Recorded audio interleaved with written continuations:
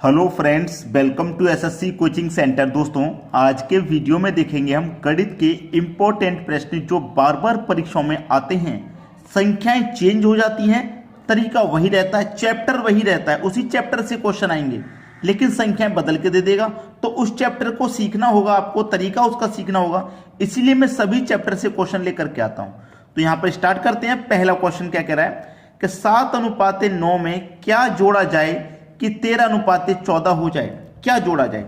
सबसे पहली बात तो यह है कि अनुपात का मतलब बटा भी होता है। जैसे यहां पे 7:9 लिखा हुआ है, आप इसको 7 के बटे में 9 भी लिख सकते हैं, 7 के बटे में 9 लिख सकते हैं। अनुपात का मतलब बटा भी होता है, ठीक है। अब उसने बोला है कि क्या जोड़ा जाए। नहीं पता क्या जोड़ना है, नहीं पता तो आप x जोड़ दीजिए, ठीक है। नहीं पता आपको तो आप x जोड़ दीजिए। x जब जोड़ देंगे तो फिर क्या हो जाएगा? अनुपात 13:14। अनुपात का मतलब बटा भी होता है, आपको जानते हैं, तो 13/14 हो जाएगा ये। अब क्या हो जाएगा? क्रॉस मल्टीप्लाई, 14 का गुना 7 से करो, 14 सत्ते 98, ठीक है। ये हो जाएगा 98, 14 सत्ते 98, ठीक है। प्लस 14 का मल्टीप्लाई x से करो तो ये 14x हो जाएगा, ठीक है। 14x हो गया बराबर 9 का मल्टीप्लाई 13 से करो तो 117 हो जाएगा, प्लस x का मल्टीप्लाई 13 से करो तो ये 13x हो जाएगा। अब देखना, x वाले टर्म आप एक तरफ कर लीजिए, ये 13x, ये 14x। 13x प्लस का है, जब इधर आएगा तो माइनस का हो जाएगा, तो 13x इधर आके माइनस का हो जाएगा, तो 14x में से 13x माइनस हो जाएगा तो केवल x बचेगा। अब 98 को इधर ले जाएंगे, 98 को इधर ले जाएंगे, प्लस का है, इधर आके माइनस का हो जाएगा। 117 में से माइनस हो जाएगा आपका 98, x की वैल्यू निकल के आ जाएगी, आपने क्या जोड़ा था, ठीक है। चलिए 117 में से 98 को माइनस कर दो, आपके पास बचेगा क्या? 19। तो आपसे यही तो कह रहा था कि क्या जोड़ा जाए। x के स्थान पे क्या जोड़ेंगे आप? 19 जोड़ेंगे। क्या जोड़ेंगे? यहां भी 19 और यहां भी 19, यानी कि बी ऑप्शन आपका बिल्कुल सही जवाब है। सभी को आसानी से समझ में आ गया होगा। अब देखेंगे अगला सवाल। अगला प्रश्न है आपका, यदि दो संख्याओं का अनुपात 2:3 है, कोई दो संख्या है, ये पहली संख्या हो गई और ये हो गई दूसरी संख्या, दोनों का अनुपात है 2:3। मैं अगर कहूं कि आप इसे 2x मान लो, इसे 3x, तो इसके मान में कोई परिवर्तन आएगा? कोई भी परिवर्तन नहीं आता, ये बात आप ध्यान रखना। आपके पास दोनों का गुणनफल है, दोनों का गुणनफल यानी कि गुना, दोनों संख्याओं का गुना है आपके पास 9600। जब आपके पास गुणनफल है तो आप क्या करेंगे? अनुपातों का भी गुणा करेंगे, करेंगे कि नहीं? जब योग होता है तो अनुपातों का योग करते हैं, एलसीएम होता है तो अनुपातों का एलसीएम। अब गुणनफल है तो अनुपातों का भी गुणा कर लो, तो 2 का गुना 3 से करूंगा तो 6 हो जाएगा, और x का गुना x से होगा तो x², यानी कि 6x² की वैल्यू कितने के बराबर है? 9600 के बराबर है, ठीक है। 9600 के बराबर है। अब x² की वैल्यू यहां से निकल के आ जाएगी, 6 से कटा देंगे, किसको कितनी बार में कटेगा? 6 कम 6, 3 बचेगा 36, 6 6 36 और 2 0, यानी कि 1600 बार में कट गया, तो x² की वैल्यू 1600 हो गई। आपको वैल्यू x² की नहीं चाहिए, x की चाहिए, तो x की वैल्यू ये 1600 है।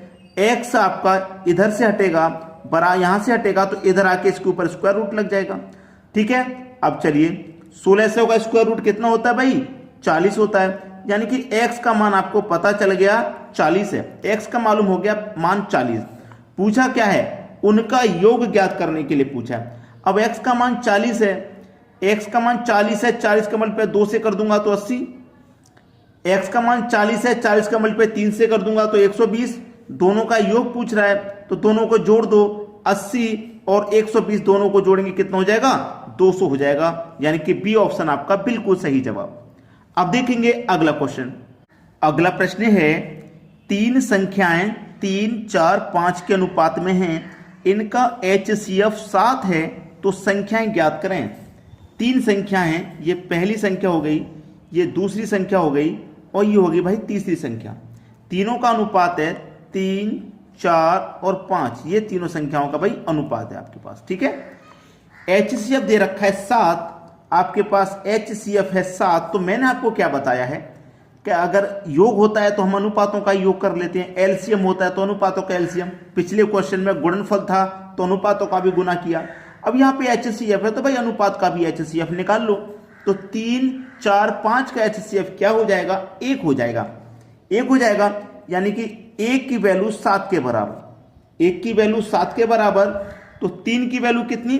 7 का मल्टीप्लाई 3 से कर दो 21, 4 से कर दो 28, 5 से कर दो 35। तीनों संख्या निकल के आ गई। पूछा क्या है? तो तीनों संख्या ज्ञात करनी थी।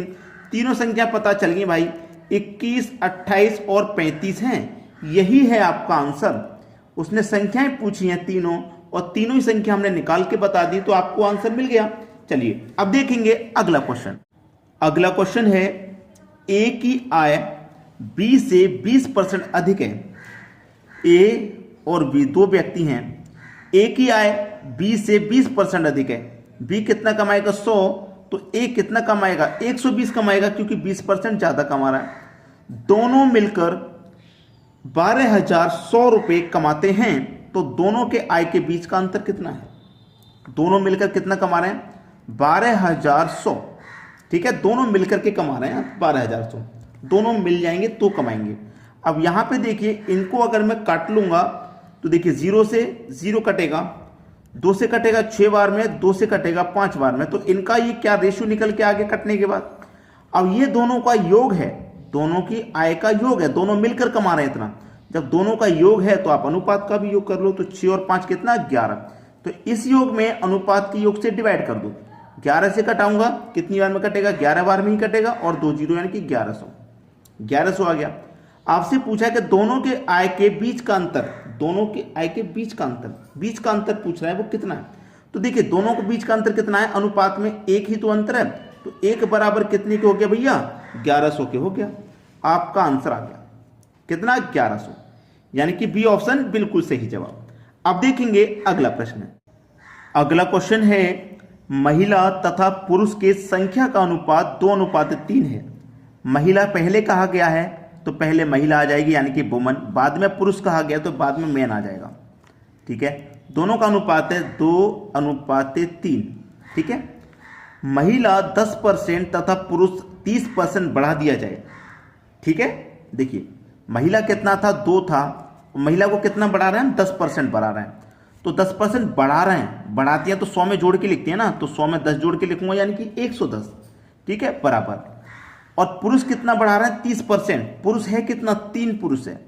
इसको हम बढ़ा रहे हैं 30%, तो 100 में 30 जोड़ के लिखेंगे, यानी कि 130। ठीक है, चलिए अब इसको कटा के सॉल्व कीजिए। 0 से 1 0 कट जाएगा।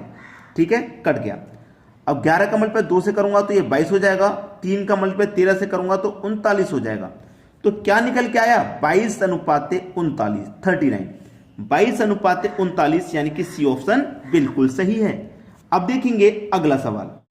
अगला सवाल है, राम, श्याम और मोनू के हिस्से का अनुपात 1/2, 1/4, 1/6।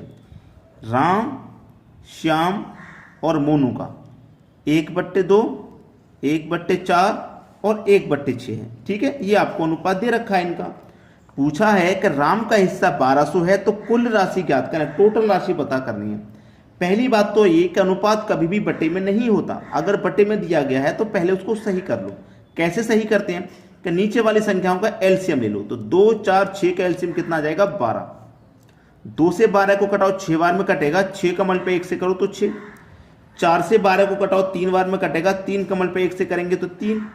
6 से 12 को कटाओ, 2 बार में कटेगा। 2 का मल्टीप्लाई 1 से करेंगे तो 2, यानी कि 6, 3, 2। ये इनका सही अनुपात निकल के आ गया, 6, 3, 2। अब आपसे कहा है राम का हिस्सा 1200 है, राम का हिस्सा। अब देखना राम का रेशियो कितना है? 6। राम का रेशियो 6 है और राम का हिस्सा है कितना? 1200। यानी कि 6 की वैल्यू 1200 के बराबर है, तो 1 की वैल्यू कितनी के बराबर? 200 के बराबर। टोटल हिस्सा पूछा है तो तीनों का मान निकाल लो। 1 की वैल्यू 200 के बराबर, तो 200 का गुना 6 से कर दो तो 1200। 3 से कर दो तो 600। 2 से कर दो तो 400। कुल राशि मालूम हो जाएगी, तीनों को जोड़ दीजिए। 12, 6, 18, 18 में 4 जोड़ो तो 2200। यानी कि कुल राशि हमारी कितनी हो गई? 2200 हो गई। यही है आपका बिल्कुल सही जवाब, परफेक्ट आंसर। क्लियर है? तो आपको क्या करना है भाइयों? बस शेयर करना है वीडियो को, जितने भी आपके फ्रेंड सर्कल हैं, जितने भी व्हाट्सएप ग्रुप हैं जहां पे आपके फ्रेंड तैयारी करते हैं, आपके घर में तैयारी करते हैं, तो उनके पास तक जरूर वीडियो को शेयर किया करें। ठीक है दोस्तों, धन्यवाद।